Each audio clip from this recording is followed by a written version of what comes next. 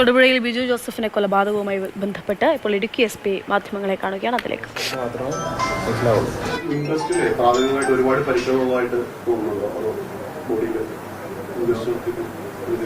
പരിക്കുകൾ അത്യാവശ്യമുണ്ട്. പോസ്റ്റ്മോർട്ടം കൂടെ കഴിഞ്ഞിട്ട് നമുക്ക് വ്യക്തമായിട്ടുള്ള പിക്ചർ പറയാൻ പറ്റും. അത് പോസ്റ്റ്മോർട്ടം കൂടെ കഴിഞ്ഞിട്ട് നമുക്ക് വ്യക്തമായിട്ട് പറയാം.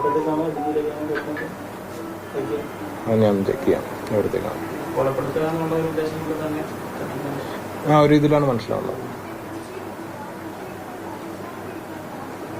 ഓക്കെ.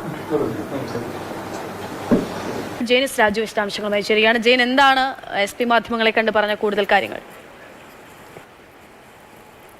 അക്ഷയ, ഏറ്റവും ഒടുവിൽ SP-യുമായി സംസാരിക്കുമ്പോൾ നമുക്ക് കിട്ടുന്നത് ഇതൊരു കരുതിക്കൂട്ടിയുള്ള കൊലപാതകം എന്ന നിഗമനത്തിലേക്ക് പോലീസ് എത്തുന്നു എന്നുള്ളതാണ്. കാരണം ഇതിനു മുമ്പും ഇത്തരത്തിലൊരു തട്ടിക്കൊണ്ടുപോകലിനൊരു ശ്രമം ഈ സംഘം നടത്തിയിരുന്നു എന്നുള്ളതാണ് പോലീസിന് ആദ്യം പ്രാഥമികമായിട്ടുള്ള അന്വേഷണത്തിൽ ലഭിച്ചിരിക്കുന്നത്. അതിന്റെ അടിസ്ഥാനത്തിലാണ് അദ്ദേഹം ഇതൊരു കരുതിക്കൂട്ടിയുള്ള കൊലപാതകമാണ് എന്ന നിഗമനത്തിലേക്ക് എത്തുന്നത്.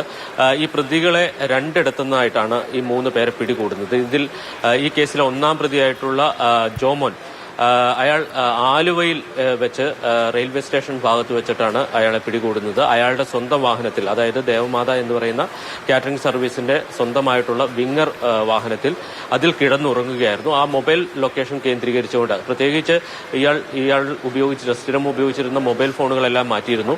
അതിനുശേഷം മറ്റൊരു പുതിയ സിം എടുത്തു. ആ പുതിയ സിം പോലീസ് ആ നമ്പർ ട്രേസ് ചെയ്തെടുക്കുകയും അതിനുശേഷം ആ നമ്പർ കേന്ദ്രീകരിച്ച് അന്വേഷിച്ച് തൊടുപുഴയിൽ നിന്നുള്ള പോലീസ് സംഘം എത്തി ആലുവയിൽ വെച്ചിട്ടാണ് ജോമോനെ അറസ്റ്റ് ചെയ്യുന്നത്. മറ്റു 2 പ്രതികൾ, ഈ കേസിലെ മറ്റു 2 പ്രതികൾ, അവർ അസ്ലമും അതോടൊപ്പം തന്നെ വിപിനും, ഇവർ നെട്ടൂരിലെ ഒരു ലോഡ്ജിൽ താമസിക്കുന്ന സമയത്താണ് പോലീസ് സംഘം അവരുടെ മൊബൈൽ ലൊക്കേഷൻ തെരഞ്ഞ് അവിടെ എത്തുകയും ഇവരെ അറസ്റ്റ് ചെയ്യുകയും ചെയ്യുന്നത്.